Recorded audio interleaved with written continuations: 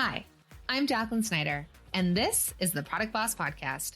I've helped launch and grow thousands of product-based businesses, even one of my own.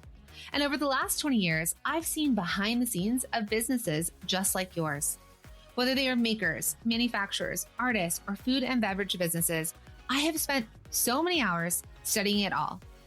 I've discovered what makes them successful, what mistakes they could have avoided, how did they turn their ideas into a successful business, and what are the strategies that they have used to make more sales and be discovered by more customers. And this is what this show is all about. Whether you're just starting out or you're looking to become $1 million product boss, I'm here to give you the permission to chase your dreams, no matter how big or small. All you need is the right mindset, a little courage, strategy, and support, and you too can be the next $1 million product boss. Let's do this.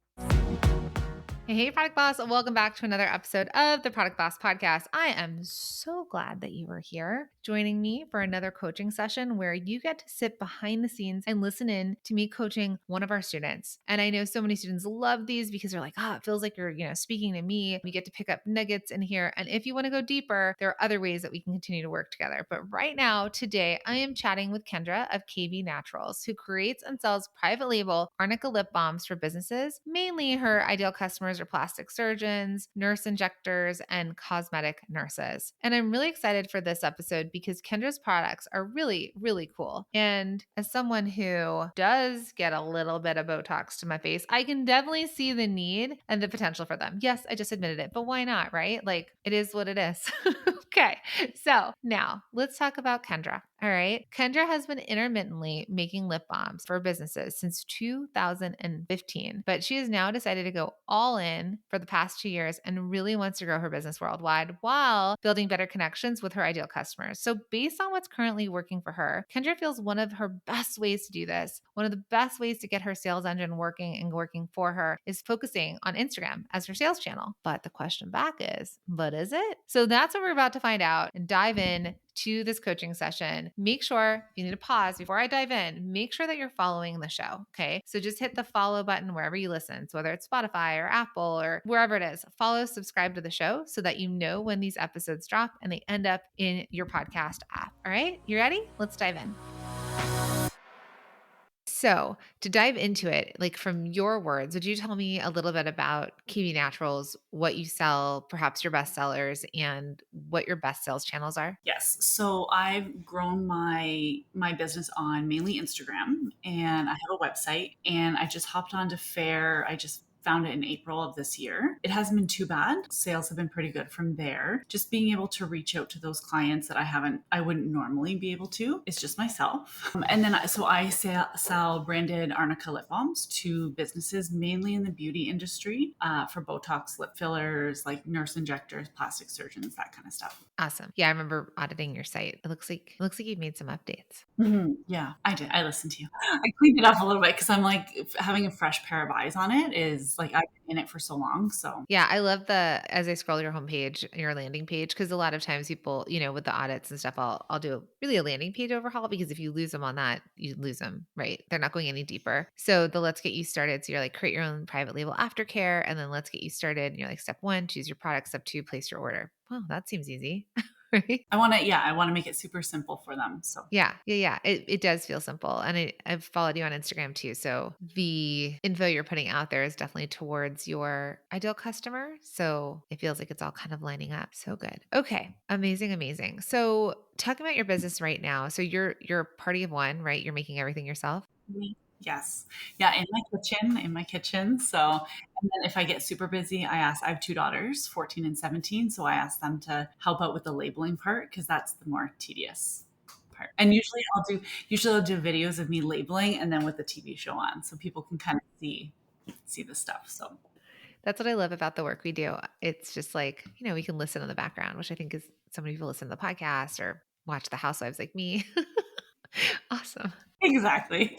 Something I usually have you in my ears, so it's Thank perfect. you. And now I'm in your ear again, but for you specifically. Okay. So let's talk about the customer journey. Where do they discover you? And then how do we get them from knowing that you actually exist, which is what marketing is, right? Marketing is knowing you exactly or that you exist in the world. And then sales is where we convert them into paying you money for your products. So starting at the very beginning, how do they know you exist? Usually it's word of mouth for my business. It's also, I cold DM a lot and it works out really good for me. Some people are like, don't do it. But I'm like, I can connect with them and then I just tell them what I do. And then they're like, perfect, this is awesome for my business, or no, not right now. So that's kind of where I've grown. Okay, so there's the outreach. So you're basically cold calling in your version, and then the first one was word of mouth. So let's dive into word of mouth. Who's talking about you? How are they talking about you? Which circles is this all happening in? Yeah, so it's a lot of the nurse injectors, cosmetic or plastic surgeons. They'll share my product. So I ask them when I mail it out, I'll ask them to share it and tag it when they get there, so then I can share it to have that social proof. And then usually it's like someone sees it on their page, or they see a post that they've done or I've done, and we kind of do it that way. So I'm a nurse practitioner. I do lip injections and I'm in a group or I have friends that are also doing the same thing or maybe I go to an event and I say, "Hey, you should call Kendra. She can create custom products for you to give your customers or to sell to your customers." Is that how it would go? Exactly. Yeah. And then I have a referral program that if they say that Jacqueline referred me, then I message you and then say, hey, you get 5 extra bombs, let's say, on your next order as a thank you. Okay, so you're giving an upsell to the people who are currently buying from you. You're like, "Hey, I'll throw in 5 bombs." Exactly. Okay. Yeah. And do you have competition? Are there other people doing this? I think there's a couple that I've seen online. Are they better, bigger? Do people say, "Oh, are you like this?" Like, is anyone referencing you to anybody else? So are you local then? Is it really a local business? Yes. Yeah. Okay. So the 2,000-3,000 that you're making a month right now is really just going to local injectors within Oh, your sorry. surrounding areas? No, I do a lot of US. Yeah, a lot of Okay. more. I feel like a lot more of my clients now are US based instead of Canadian. Okay. Okay, so word of mouth is one of the best ways and you're doing a version of a referral program. So they're influencing each other, the OG influencers where we talk to friends That's about what I stuff. call them. Yeah. You're like, I know people and I'm going to tell them about this thing that I really like. So there's that. And then the second part is that you are doing your own research. So you're looking up certain hashtags. So when you say you're doing your cold reach, you're really doing that through Instagram would be the channel that you're Yeah, looking it's it all up. through Instagram. Okay. So then you're saying, I'm going to go search these words or keywords, or I'm going to follow people who follow people, discover them. And then do you slide into their DM? Is that what the kids say these days? I don't Exactly. know. Yeah, so what I do is I make sure that it's kind of like my ideal client, and then I kind of go through their posts and like genuinely comment, and then I reach out to them. So when we're talking about your effort, so it sounds like the most effort that you have to make is for the cold outreach. And then the other stuff seems to be coming your way, right? So out of your monthly revenue that you're making, what percentage do you think is, so here's how I want us to break it down: recurring. So people who have already bought from you that are coming back in and buying again, because it's the easiest thing to scale and you've already done the work. So now you're more profitable, meaning like your effort, your output, all that's been done. Now we just need to get them to buy again and buy again, which is increasing lifetime value. Then the secondary part of this is the rest of it is what percentage of it is word of mouth that you're like, this is working really well. I'm getting $1,000 a month from word of mouth, and then I'm able to land $1,000, through, I'm just making up these numbers, but through reaching out to people and getting them to buy a certain amount. So tell me a little bit more about that I process. think my recurring it's pretty high. It's about I would say 80%. I'm gonna have to figure it out, but word of mouth is probably a lot smaller, like 5 or 10, I would say. Okay. And then your Depends outreach. on how like energetic I feel during the day. Mm, I would say maybe like 5 or 10. So I would say a lot of it's recurring right now. Okay. Not bad. Not And bad then at I was all. listening to because I bought the MSM program about like the email marketing. That's something that I don't really have consistently right now. So I feel like that would even help build that fast, like more. Okay. All right. So just trying to get all my data in a row so I can coach you better. So your ultimate goals right now is that you are growing consistently and you have a lot of recurring customers, which you're telling me about 80% are recurring. And you want to dive deeper into the plastic surgeon area because you have a knowledge of like a direct need that they need. So these like aftercare products after having, is it only lip injections? They can do it Botox if they go in for a Botox appointment. They can give it to them as a thank you. So is it like a balm that I would put where my Yeah, Botox you was? can. You can. Or tell me the product use. So just lip balm. So if they have a lip filler, they can do that. But usually it's just like something like a marketing product with their logo on it. Exactly. Yeah. And then is there something special to it that makes it different than just other lip Yes. balms? So I put arnica in it, which is a super healing property for them, especially with bruising and healing, like the healing process. So could I put if I was having bruising from my Botox, could I put the balm there as well as the arnica for the arnica Yes. product? Okay, great. Perfect. So it's multi-use. So you want to be the go-to in the lip balm world because they have arnica in it and they're healing and you want to be worldwide for it, but you really want to you don't want to have your own product. Is that true? Like you want it to just be that you are the supplier to people to have customized product, or do you want to be a brand I name? feel like I'm kind of like I like the behind the scenes and like create for them. But I do create my own brand that I kind of sell in stores locally. Not It's not a huge portion of it, but it's a smaller avenue. And what is the price? So if I'm a new customer, on average, what do you get me to spend with you? Not your direct to consumer, but your other Usually practitioners. it's the average is about 50 lip balms. So that ranges, it's about 380 or it's 380 a lip balm Canadian and 330 because I have two sizes. So I have a slim one and I have a regular size. What do they buy more Lately it's of? been the slim, but then it's been the regular. So it's whatever it's kind of 50-50. Okay. So two variations, the same product. They get to customize it. And you said it's $3.80 Canadian. each. Yeah. So it'd be 280. US. Yeah. Yeah. But you live in Canada, so 380 is 380, right? A million Canadians get you $1 million Canadian. So yeah, but I get it that like when you're shipping, like you're this is my I don't like saying girl math. So let's just call it mom math. I was at the Taylor Swift concert. I was just telling you in Canada, and as I was buying the swag, my sister just kept saying, "But it's Canadian," and I was like, "It's still an $80 sweatshirt." I was like, I wonder if she changed if it's the same 80 when she's in America or Canada, or like if she's upsold us. So, anyways, but yeah, money is money. Cold hard cash is cold hard cash, and it's going to equal whatever it is for you. So, you do want to make as much as possible. So, I want you to value your time, and I want you to value your. So, if I wanted to work with you, all I have to do is just say, "Hey, I want this. Here's my logo." Like, how much back and forth do you have to do with It's people? very straightforward. If they order from my website, everything is uploaded. They tell me what flavor they want and what container they want, and they upload their logo. And then I've created an email sequence that once I get that, then it shoots them an email that says we've got it. It's with our design team. And then I send them a proof back to make sure that everything is right. And then once they approve it, we print it. Is it weird if I want to say to Taylor Swift, "Hi, it's me. I'm the design team. It's me." I know. Well, I have a girl that does my labels. Okay, But good. it's funny because yeah, just like a one person business, I'm like we, and I'm like no, that's just me.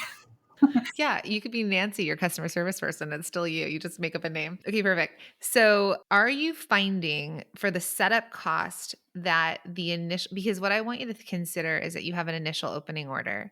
So, potentially when they first start with you, that either there's a setup fee, right? So, it's like $50 setup fee and 50 piece minimum or something like that, right? So, there's some way because you're getting the sales. So, how do we, one, when we first land them, we increase our average order value? Then, as they reorder down the road, and we can think through like how often do they reorder? So, you probably just want to come out with some sort of block. It's like to start, it's a 50 piece minimum. It's not even like the 380, it's like 50 pieces, it's going to be $200. I mean, you just like you come up with your number. And if you want a setup, so it might be like a $25 setup, or first orders are 50 pieces and they're this, but then on your second and third order, it drops down to this, right? Like you can give them this incentive because what I want you to do is, do you know what your lifetime value is? Like I come in and I place my first order with you. Do you know one, if everybody comes back or they fall off, and if they fall off, why? And then two, how soon do they come It back? depends. So some people I want like a couple that order every single month. And then I have some that order every 6 months, every 3 months. And that's why I was like, with the email marketing, I wanted to kind of step into that too, because then I'm always in their head instead of them rushing and saying, I ran out, I need it right away type of thing. So the email sequence and multi-stream machine is, it's built for like win backs of customers and abandoned cart. And I think there's a lot. And then also there's promotion. So I think there's a lot you can pull from it. But for you, I just want you to map out your customer journey. So you could take some time to do this where there's the discovery process. That's stage one. So they've discovered you, whether it's word of mouth or cold outreach. Or we can call it warm outreach because we teach you warm. It should always be warm inside of multi-stream machine, meaning you're doing what you're warming them up, you're following them, you're kind of interacting, your name's coming up and they're like, keeping naturals, and then you slide into their DMs, like we said, like your kids say. So there's the initial part of it. Then it's the first order placement. I want that is the most lift for you and your team, whether it's just you, 2 of you, 75 of you, it doesn't matter. It's the most lift because it's the setup. Now, I love that you have everything automated online, but you have to get the initial artwork, created, sized for labels, the proofs have to go out, they have to approve them. There's a whole setup. And then obviously the labor is the same. So putting the labels and filling the chapstick sticks and all that labor is the same. That part stays consistent. But that front end of the lift of getting the order, closing the deal, and then fulfilling the first part of it is the higher lift. So thinking to yourself, what would I like to make on a first order? Is it a $250 opening order? These little amounts of money will be the thing that significantly increases your average order value, will be the thing that significantly increases your monthly revenue. Because if you have 10 people coming in and they're spending $200 each, we're making $2,000 for the month. You get them to spend an extra $50 each. Now we're making $2,500. I did not use my calculator, so hopefully that was correct. But now you're at $2,500. So we're getting closer, right? And I know you have a $20,000 goal. So what's cool is that if you just work backwards from that 20,000, it starts to give you the units. So if we're saying that, let's say we want on average, each customer spending, I'm just going to go with our 250. So if you wanted to make 20,000 a month and each customer was spending $250 with you as they cycled through, that's 80 customers that you need a month to be making $250 purchases. Sounds like a lot. So it's 8xing. If we think you're at 10 people right now, it's 8 times. So this is where you start to get to play with the numbers and you're like, well, actually I can get some customers closing at $1,000 each. So let's say you have 5 people closing at $1,000 each. Now you only have the 15,000 that you have to make up, and we're going to divide that by, let's say, 250. And now it's 60 people. So if you get 5 people to convert at $1,000, that's 20 less people you have to convert at the $250. And I'm getting like complicated math now, but the more you can start to think about, how do I get more people to spend more with me? My baseline is 250. I want less people to be doing the 250 and more people to be spending way more than that. We get people to spend 500, 1,000 with you more often. Then now, you need 20 people spending $1,000 with you a month. Again, easier than 80 people spending $250. Now, do you think the setup fee, is that a good idea? I've never had it before. I know. I think you could build it in. So I think what could happen is on the initial order, there could be, instead of you saying like a $50 setup fee plus X, which could maybe be an obstacle in their way, it could be first orders. It's a $50 minimum to $250. Let's say you say it's like 50 pieces, 250. You can give them price breaks as they add more. And then on your next order, the 50 pieces is our minimum order. It'll come down to 200, let's say. So whether you say, and then you could have like in the little parentheses where it's like per piece, this is how much it breaks down to. And I don't know when this happens. I don't know if this happens in the sales process of it. I don't know if this happens on the back end of the checkout, but I'd like you to make a little bit more money if you can. And you could say setup fee and make it separate and they still get it. And it's like a one-time setup fee to work with us. But if it's working for you, I don't want to break anything by creating an obstacle to get in their way. So can it be built in? Maybe. Or here's another thing you could do. You could say there's a setup fee, but the setup fee is voided when you spend X amount or more. See, I like that one better, I think. Okay, that's another marketing angle. So it could be $50, $100 setup fee. Like you can come up with a number, a one-time setup fee. But when you spend, I don't know, 300 or more, 500 or more, like your customers. I want you to look at the history. I don't want to give you exact numbers because I don't want to mess anything up for you because you know what you've been able to convert. You could say, we will, comp or waive is the word. We will waive the setup fee when you place an order of this. So then they get to make a choice. You give it back to them. I choose to spend, I only want, 50 of these. So I'll spend the $50 on the setup fee, or actually, no, I'll take the 100 and have it waived, even though, you're building it in, but you do need to get paid for that setup time. I think that's important for anyone who's doing custom. They always think it's like, I'm just going to do this as charity. It's like, but other people don't do it as charity. So look at competitors that are out there that with their design fee, and then you can waive it with a certain amount spent. Okay. So speak back to me what you think from this bit of advice, from this front end of like that initial order and wanting to get closer to your goals, what you're hearing me say and what you think you could implement. Well, I like because it is a lot of work to set up at the start. Like it's a lot of like sending the logo to my girl, even driving. I drive to get my labels, which is about 20 minutes or so away from me. So it's 40 minutes. So it's the driving. I like the idea of having like a setup fee and then having a certain amount that they hit and then it's waived. I think that's a good idea. I like that. Do you see where I'm having Kendra start? Well, we're peeling back the layers and actually digging into her customer's journey and what that looks like. Why? Because when you know and can lay out your customer's journey, you have a better understanding of where you need to focus and what can be fixed along the way. Now, Kendra's business is somewhat unique in that a lot of her sales come from outreaching on Instagram and in person referrals. So her flow and customer journey look a little different than other product based businesses, right? Those of you who rely more on your website and different ways of marketing. But once we've nailed down her customer journey, then we can really start to dig into what Kendra would like that first order placement to look like and why she should include a setup fee. I know, charge people for the extra work. How could I? But I want her to do the setup fee based on the time it takes her to set up and create each order. Don't you think that she deserves to get paid for her time? So if you want to grow your business, my friends, you really need to understand your customer journey from start to finish, which is why this is the first place I started with Kendra. So now that we know her customer journey, let's figure out what's next.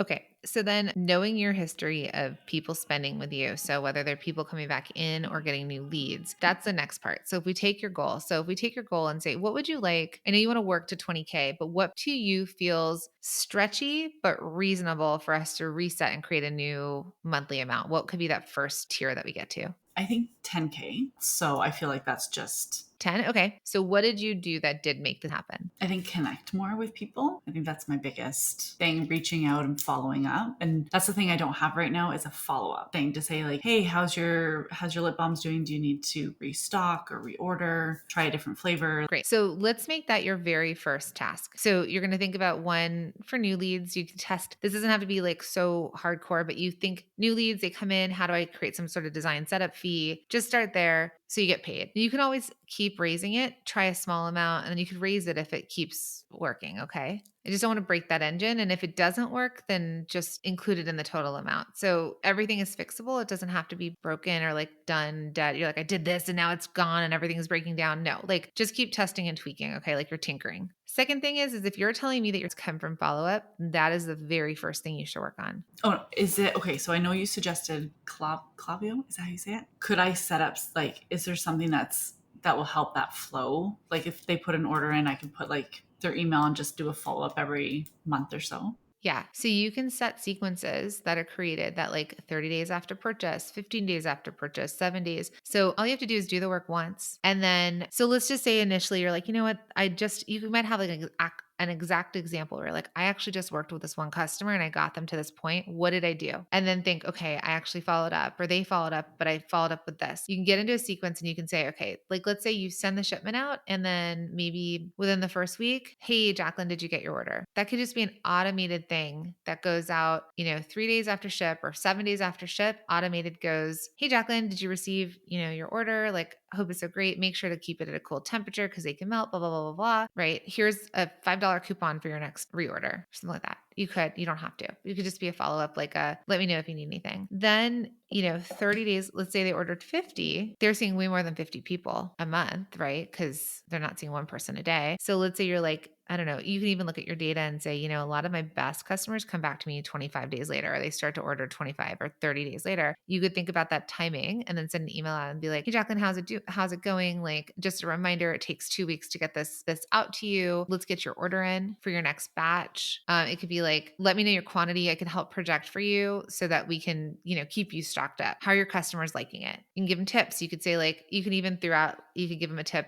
Again, this could all be sequenced out where you're just thinking through, how would I interact with a customer? Oh, you might be like, you could suggest to your customers that they could take the balm and they could put it on any bruising anywhere. Just shows up in their inbox. Then you could send thinking 30 days later, you want to send this, whatever. You send it 30 days later, and then maybe you wait for the response. At that point, I don't know if it stays custom or not. It depends on if they there's tagging, there's so much stuff you can do, but I just want you to simply think about it. And if you want, you can just do this right now. You can create the same version of emails and create a flow for yourself, even if you did not put it into Klaviyo, because that for you is an obstacle of learning how to create the flow. So even if you put it into your Gmail, right? Like, and you just sent me, hey, Jacqueline, how's it going? And you're like, you marked into your calendar Jacqueline ordered on the 1st. On the 30th, I need to send her an email. You put in your calendar, and on the 30th, you're like, hey, how's it going? And you test it. Once you figure out the right emails, then you could actually put that into flow too. But I just don't want you to get the overwhelm of the software getting in the way of the execution. Think like a person. So, and I say that because I just said this to my team this morning. We have like a survey or a form to go out. And there's a question at the very end, and it's like, are you willing to do X? And it's like, likely, not likely, unwilling. And I was like,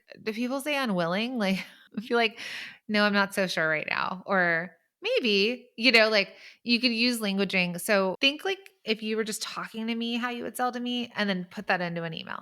Okay. And then just think of your cadence, because lifetime value is you get a customer in, and how much let's just talk over the course of a year. Each customer that you put the effort into getting initially, what could their return be to you? So if we think, because your efforts are a value. And so if it was an ad spend, it might be like it cost me $10 to get a lead, but then I can make, $250 off that lead that year. Then I know $10 for $250 back. I would spend that $10 every day. So that's when we get into advertising. But for you, it's even just your marketing efforts. So that would be your second step. I want you to just think like how you would just interact with me or your customer. And I say me as your customer, and think through what would be the points that I'd want to reach out to them. What timing would I want to reach out? And I want you to think from a helpful perspective. They're busy. They have clients. They're running their own businesses, dealing with all the same stuff you and I are dealing with. So how do I just show up in their inbox as helpful, Kendra? That's like, hey, Jacqueline, you're running low. Let's get your order in. It takes about 2 weeks. I want to just make sure that you never run out, because customers love this as like the after product. Okay. I like that. Okay. So that to me, with the current customers that you have, could get you to 3, 5, 10,000 pretty quickly without you even needing to get new leads in. Because I just created a lip scrub too to kind of partner with it. Because I was like, I've been doing the lip balms for so long and trying to build that up. And I'm like, okay, I think it's time to introduce something. So that would be a good way too with those clients. So with the lip balm or the lip scrub, I think there's a yes and. Now you're getting into beauty products versus healing products. To me, a little bit more of the adaptation to what you do could have been just like face balm or just skin balm with the arnica in it. So I guess it just depends on if you want to go into like, you're going to start creating lip kits, like lip care products, or if you still want to be an aftercare company that just, so you know how they send you home with like an ice pack or stuff like that. And like they buy the ice packs that most of the time aren't branded. Sometimes they are, but sometimes they're just the like throwaways. So I just want you to think again through, how can I be helpful? And then they think of something, they think of me. So scrub can be fine. It could be like a drop and you could test it. But another option could be like the same product could just not be in the tube, but could be in like a little jar that I use and put on my face, instead of saying like rub the chapstick on your face. I know it's not chapstick, but you know what I'm saying. Yeah, because I did little containers for a client that just had the arnica butter in it and then branded it for them. But I haven't put it out there yet, but another thing you can always do, and I talked about this, I don't know if I've said this on the podcast, but there's a brand called, oh my gosh, I've forgotten the name all of a sudden. Magic Spoon. It's a cereal company. It's grain free. They're very big now, but when they first started, like I'd say 4 years ago, they started really blowing up. It was like $10 for cereal. Now we're all spending. They had sent out surveys as they were building, and every time they were thinking about coming out with a new flavor, because it was basically adult cereal in kids flavors, they would send out surveys to their customers that had already bought and said, hey, we're thinking about new flavors. And it had like 3 to 5 new flavors. And then they would have us vote on the flavor we wanted. And it was like, we could only select one. We couldn't select all of them. And then it was like, we're thinking about coming out with a new product. It was cereal bars or protein bars or blah, blah, blah. So what I would love for you to think through is, with your list of 100 people or your customers or whoever it is, that instead of you ideating for them, you could bring them into the ideation with you. So you could send a survey that's like, hey, we want to support you in some other products. Here are your options. Would you want a lip scrub? Would you want an arnica butter for the face? Like before you send them out, you can come up with it and have them vote on it. The cool thing about that is it works 2 ways. One, it gives you data. So now you're like, oh, this is surprising. Good thing I didn't do that, or good thing I am doing that. Second, it brings them into the buy-in of your brand. So now they're like, ooh, I get to work with Kendra on development. And it sticks with them a bit more. So even if you were to ever do a scent or a flavor, you could do a survey like that, because it's also a good sort of, it's marketing without you realizing it. Because they're like, oh my gosh, she's put strawberry and vanilla and blah, blah, blah, blah. And like, maybe that's going to come. And so I'm thinking about it. So when you do come out with it, I'm like, oh, she's solved my problem, or she's answered my prayers. So your 2 big things are, it's thinking through the after you sell, what kind of strategy you're going to do and what kind of email strategy you're going to do there. And whether you set it up on Klaviyo or not, just start to send emails. So that is just really dealing with people who are already in your orbit, and we're squeezing more juice out of the lemon, right? We're getting these customers to spend more with you. They're already in, they're like so much more likely to buy from you, and you've got a consumable product that they're giving away. There's no reason, unless they're not seeing a return or their customers aren't happy, there's no reason for them not to keep buying.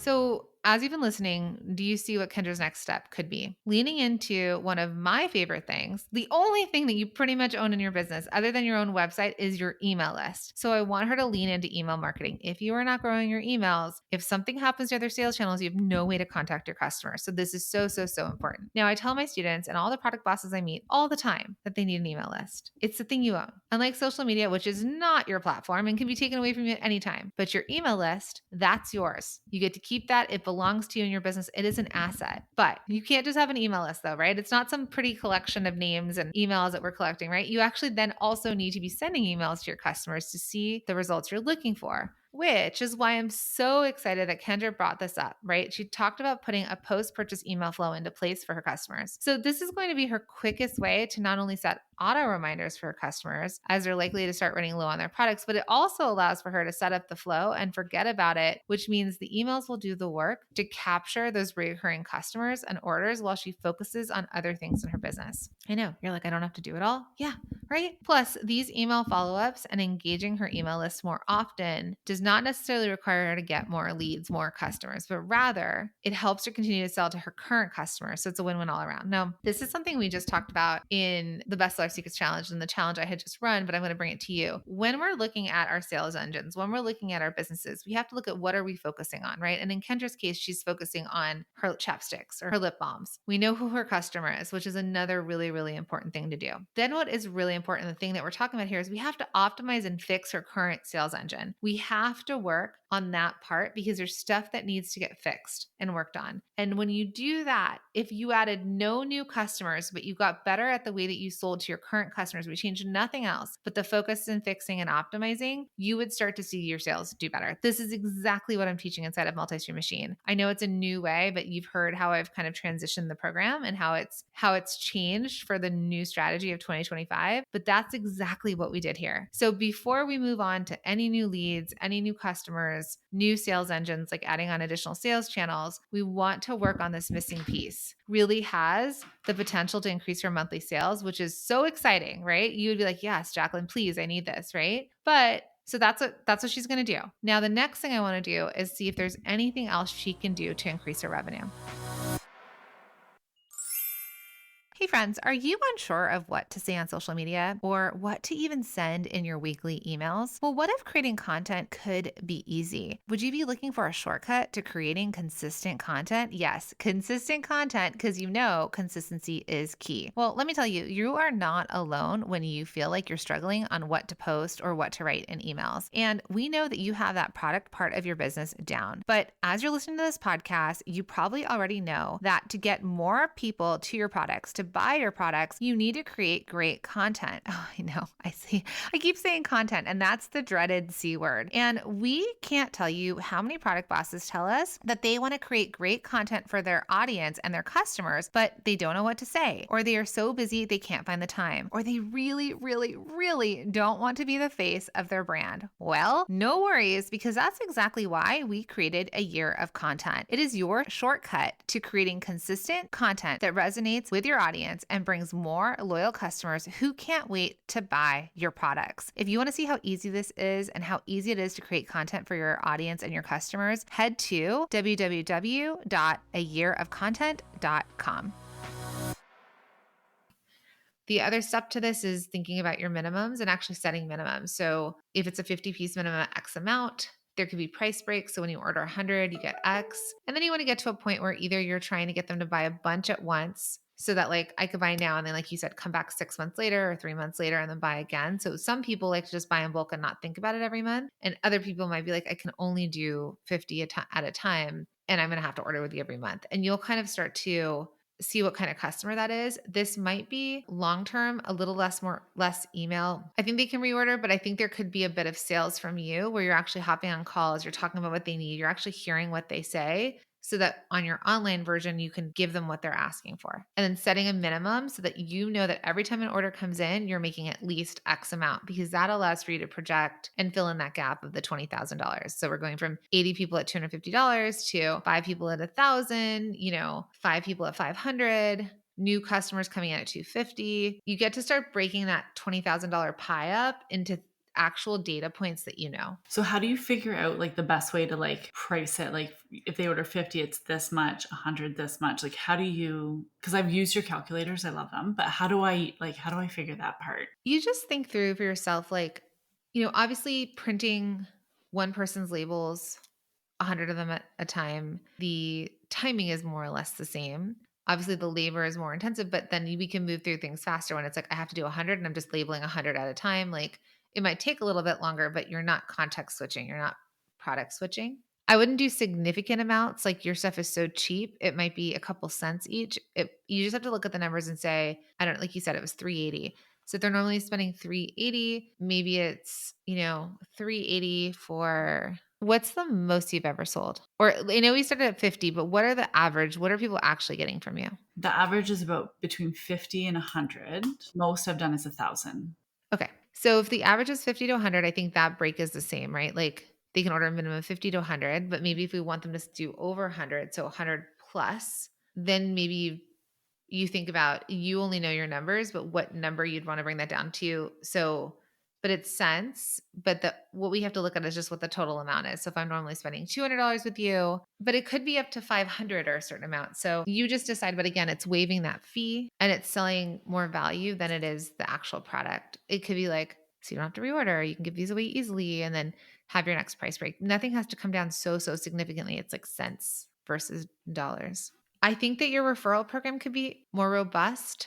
Because you've got questions on like, how do I grow my email list? How do I do Instagram? Which, sure, but I could also tell you don't have to do any of them right now because of the way that you're getting leads. You're either doing outreach or people are coming to you because they're talking about you. So I'm not saying not to do it, but if we dig into like actual levers to pull that have more significant impact, if you have a more robust referral program where, like, I have a friend that she sells stuff too. She's like coaches for, she coaches and has programs for photographers, like people who take portraits of kids and things like that. And when they buy a certain package of something, so this could be another offer, this could be something, it might not even be a price point, but it might be like, when you buy 500, you get 20 free, right? So you can almost like add in, because that cost to you is less than the total unit. So what she does is she's like, when you do X, she sends them these, like, they can order, they're not business cards, but they're like things that photographers use in their business where it's like a fold out of all their photos. So they actually, when they sign up for a certain package, she'll send them 20 of those. And then when they do more, they actually can get 50. And I think if they refer people, that person can get something too. So you might just want to think more of like referral programs. So like, when you do this, I'll send you 5 extra and your customer that comes in will get 5 extra. So if they're starting with you at a 50 piece minimum, then you might be like, but we'll send you 55 because you came in through Jacqueline. And Jacqueline, you're also going to get 5 extra. And now that person's like, oh, cool. If I refer people, I'll get 5 extra. So just thinking again, like a person, like human, like what would be incentive that would really solve a problem for them that would make them excited to share it because it's a win-win. So thinking through your referral program, obviously asking your customers. So in your follow-up sequence post-purchase might be like, hey, did you know that when you recommend us and your person, tell your person to use code X, it could be like, Would you give them like a personalized one? Because I feel like that might be, or would you just do like a standard code? I think no. I think it's more of like when they buy from you that they get an additional extra. So like, let's say I send Jamie over to you. On my next order, I'll get 5 extra that are personalized. And then when Jamie buys from you, she gets the 50 at least, but then you'll throw in an extra 5 to her with more Jamie stuff on it. Okay. And do you just keep like a spreadsheet to kind of keep things organized? Is that Yeah, you could. Right now it's spreadsheet level, right? Right now it's like there's not that many people. When your system breaks, when like the simple system breaks, then you can advance the system. But don't overcomplicate it. Just, pen and paper, it doesn't matter because the volume is not big enough that you can still handle this kind of volume mentally. But it doesn't have to be this offer, but I just want you to think what would be enticing enough that would get me to tell people about it because I'm going to benefit from it. okay? I like that. We have a referral program right now, but it depends on the kind of customer. So there's someone we're an affiliate with, and it's like every customer that we recommend, we get a month free or something. And I was like, if I were to recommend the volume of customers that I have to them, I would die and I'd still have months left. So to me, that's not a benefit to me being an affiliate for them. I would rather make cash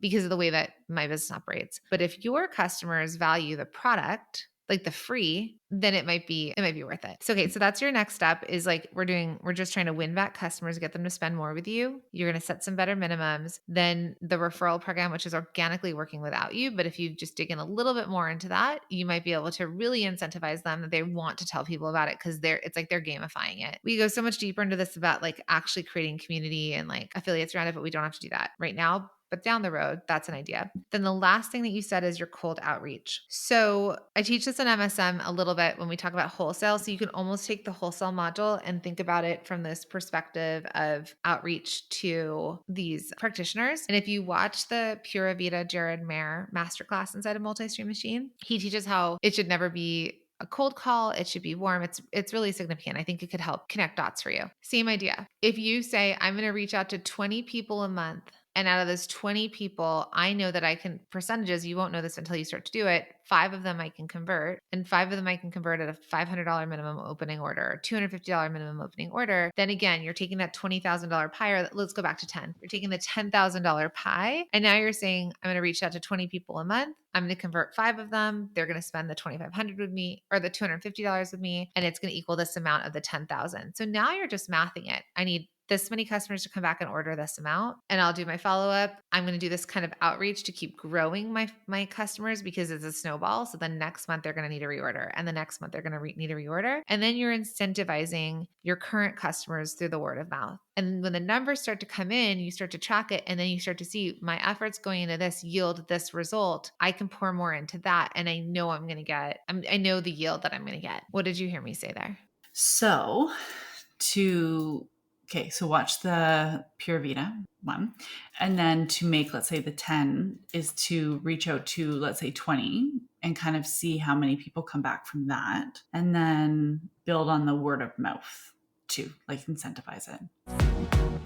All right. So this goes back to everything I was just talking about, optimizing and fixing. So she has a lot of things that are currently working well for her business, including her referral program, which is awesome. This kind of goes into, again, my MSM students, you're going to recognize this because we talk about word of mouth. We talk about other people talking about your products. It's amazing. So she wants to keep increasing her revenue and growing her business. She has a couple of options she can work on, including adding in order minimums to increase her average order value for those who are purchasing, and making some changes to her referral program to make it even better, which will also lead to the increased number of customers and even more orders. So if you have things that are currently working in your business, like I've just told Kendra during this meeting, I want you to lean in and do more of that, because that's going to be the easiest way for you to grow your revenue, for you to move forward. Okay. That is the step 2 in multi-stream machine. So my new students in there, you're going through this live with me right now, that optimize and fix. And the cool thing about this is it usually requires the least amount of work because you don't have to figure out an entirely new strategy. You just need to fix and optimize. So I want you to remember that what we're talking about in here, she's got a very specific business, like order minimums and referral programs. They're not for everyone. But if your business model is like Kendra's, or you can pick up just a gem from this, these are 2 avenues that you could potentially explore to expand your business. I want you to think through your next year and think, what can I handle and at what level of growth? So you could stage this out. There's a lot of ideas we talk through. So find the easiest thing to implement the fastest to just kind of start to turn that engine on a little bit more. The outreach is a bit of a bigger project. So you might be like, okay, in Q1, I'm going to kick this off in January. I'm going to set a plan for myself, and I'm going to do, the first 10 days I'm going to do my research, and the second half of the month I'm going to do the emails. Put it out to February. Like, you get to decide on the speed in which you want to grow, because when you turn the faucet on, when you make it rain, you need the buckets to catch it. So we don't want to grow so fast. If you're at, a couple thousand to 10,000, you 100% can keep up. But if we make it all happen at once, now your production gets backed up. So allow this to unfold in a slower manner so that you're building systems into it and the foundation is set. We don't want it to grow so fast that it feels like it's falling apart. That's what happens with Shark Tank people, why they go out of business so fast. They grow so fast and they don't have the system set up to handle it. And I think that's something, because I have no systems and I have no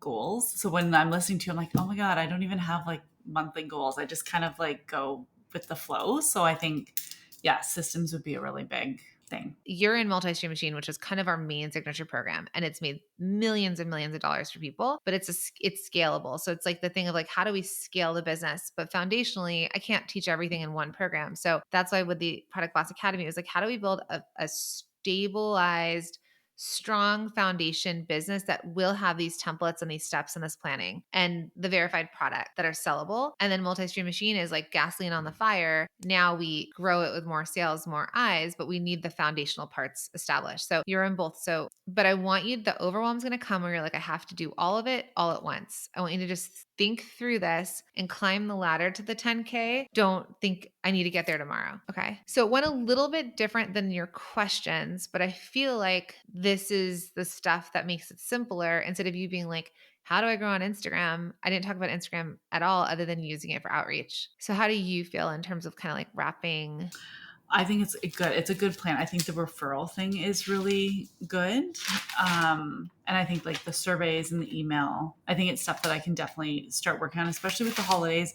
People usually shut down the last 2 weeks. So it'll allow me to kind of sit and kind of just do my thing and then get started on it for the new year. Yeah. Great.